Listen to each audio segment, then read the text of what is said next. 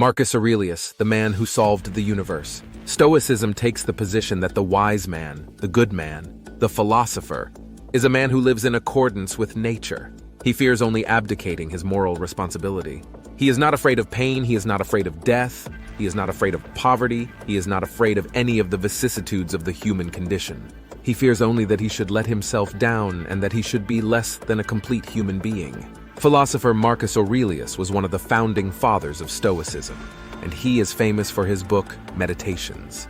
The idea of being a great man is kind of nebulous, but there is perhaps no single person in history who has ever been more deserving of that title. This is not a self-help video, I promise you that, but the philosophy that Marcus pioneered and wrote about can be an antidote to so many of the problems that we encounter in modern life. I want to show you why. Marcus Aurelius was a Roman emperor who served from 161 AD to 180 AD. He was the last of the so-called five good emperors and served over a period known as the Pax Romana, or the Roman Peace. In fact, when Marcus Aurelius died, the Pax Romana ended. Aurelius, when he was emperor, was the most powerful man in the world. The Romans basically had no concept of the globe outside of their empire, so as far as he was concerned, Marcus was effectively the ruler of the world. In this position, he could have anything he wanted. Precedent had been set. The life of a Roman emperor was basically synonymous with hedonism. That was what Roman emperors did. They indulged in money, sex, wine, and any other pursuit that even vaguely occurred to them. It was practically expected. So any vice the mind could have possibly considered was directly within reach for Marcus Aurelius. He was entirely unbound by money, law, custom, or even ethics. No one and nothing would stop him from realizing his wildest desires. But even in those limitless circumstances, Marcus Aurelius chose a life of virtue. He chose to be a good man, and not just in one instant or on one occasion, but every day for all 19 years of his time as emperor. Marcus Aurelius was a fundamentally good man. Being good doesn't make you a great person, but imagine staring down the beast of truly unlimited fantasies and declaring, "No, I choose virtue." Not for the sake of praise or fame or admiration, but just for the sake of being good. That is impressive. I mean, consider the circumstances and consider if you were in those circumstances for almost 20 years. Could you consistently, day in and day out, overcome the monster of temptation, knowing that there would be no ramifications whatsoever, no matter what you chose to do? What would you do? How would you act? I know I couldn't follow the example set by Marcus Aurelius, and we know it was a true example because when no one was looking, that's when Marcus was at his best. Meditations is a book written by Marcus Aurelius. Well, it's not really a book. It was Marcus Aurelius's personal journal. This book is basically Marcus navigating his way through life. It has no real structure aside from being vaguely divided into 12 parts, and it's only about 150 pages. Meditations is the title that publishers have prescribed to it. The writings had no title.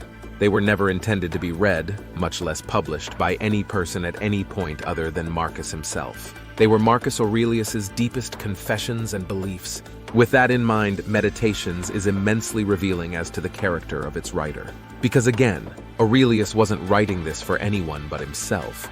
But despite this seemingly off-the-cuff nature, Meditations is one of the most powerful and most poignant books ever put to paper.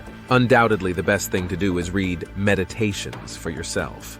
There are copies of it in almost every single library and bookstore in the country, maybe the world. But for the purposes of this video, there are a few ideas in there I think are really worth examining. Marcus Aurelius believed in living in accordance with nature. By nature, Aurelius was referring to the plants and animals, yes, but also to the natural order of the universe. Trees grow because that's what they're made to do. They grow as big as they can and become as beautiful as they can, not because they want praise or are looking for some external validation, but instead, they grow to be powerful and awe-inspiring because that's what they're made to do. That is the natural order. A caterpillar becomes a butterfly, a frail, featherless chick becomes an eagle, not because they want to, but because they are created to. In the same way, Marcus believed that the duty of a human was to fulfill their potential. He did not believe in accumulating things or riches, and we'll talk about that later, or being awarded or given accolades. Nature had made you a human, and with that in mind, it was your duty on this earth to be the kindest, most virtuous human that you can possibly be. For Marcus, this is the pinnacle of human achievement and unfulfilled potential, that was the darkest place you could sink to. After all, you can't control anything else. You can't control what the world throws your way, but you can control how you react. And no matter what happens, a great person weathers the storm and lives up to their fullest, most virtuous potential. That is your duty as a human. Marcus Aurelius was an emperor, so although he may have enjoyed sitting around writing all day, that wasn't his job. He didn't write very much. He had to deal with a lot of things and a lot of people. Above all else, Marcus believed that evil, wicked, or just somehow bad people were simply part of our universe. Asking the world to not present you with these people would be like asking a vine to exist without thorns. Don't be ridiculous. There's simply nothing you can do. Marcus says, bad people exist, and in your life, you will encounter them. Marcus believed in kindness, though, and he believed that people didn't ever want to do the wrong thing. Instead, when people did the wrong thing, it was simply out of ignorance. You can try to teach these people, sure, but it's just not always going to be an option. So we can't control if the universe sends us the immoral or the wicked or the lazy, and if we can't also help these people, which usually we can't, we just have to put up with it. To do this, Marcus says, you should look inward. He writes to himself, hey Marcus, you've got faults too. Who are you to judge? Maybe you have different faults than these so-called bad people. But Marcus, you have your faults nevertheless. In a different conversation on a different day, perhaps you, Marcus, would be the ignorant one. And Marcus, it's possible that you just don't understand. He told himself, hey, you can't even be sure that they are doing the wrong thing. The thief who steals to feed his family isn't wrong. You just don't understand. And often in life, you won't understand, and you won't know that you don't understand. So again, don't judge. Ultimately, Marcus Aurelius believed that we were all born for each other. Over and over, he reminded himself, that is the natural order. A tree grows fruit so animals can eat. Animals die so that worms have food. Just like in the natural world, we are all made to help each other. That is, again, our duty. The only true failure in life would be to abdicate this responsibility. So Marcus, you better do it, and you better do it well. We all go through adversity, and Marcus Aurelius was no exception. But just like encountering bad people, Marcus realized that encountering adversity is simply part of the human condition. Again, you can only control what you can control, so don't pray for bad things not to happen. That is a fool's errand, Marcus told himself. Those things are going to happen, and there's positively, absolutely nothing you can do about it. But what you can control, Marcus, is you can control how you react to them. You can control if you are ready to meet adversity when it comes. And it will, Marcus says. You know that it will. When that day arrives, don't be sad because something bad happened. Don't feel bad for yourself, don't mope. Instead, feel fortunate that you have the tools and the spirit to make it through unscathed. Marcus tells himself, bear these events as a brave man. Go through adversity with bravery and come out on the other side.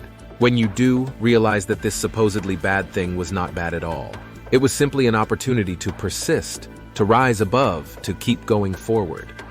Marcus Aurelius says, when these events come, don't complain, act, endure. You can either endure something or you can't. So what happens if and when that unendurable thing comes your way? Don't disgrace yourself, Marcus, he says. All men die, but not all men die complaining. Marcus Aurelius was a man of enormous wealth, but he did not believe this was inherently a problem.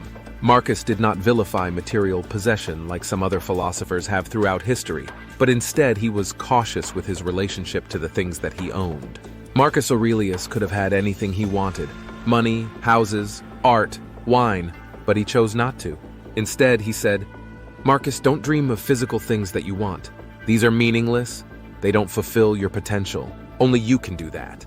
Reflect on what you do have and value these things. Remember how much you would want them if you didn't have them. But be careful, Marcus, he tells himself, not to value them so much that you would be despondent if they just disappeared. They don't matter. They're nice, but they don't matter. They don't improve you as a person. They don't make you more virtuous or more kind. Your potential is not accumulating things, Marcus. No, the human potential is higher than that. You must live in accordance with nature. Marcus Aurelius spent a lot of his time thinking about death. So much so that it would be impossible to make this video without discussing his opinions on the subject. And his views on death were simple. It's coming whether you like it or not, he tells himself time and time again.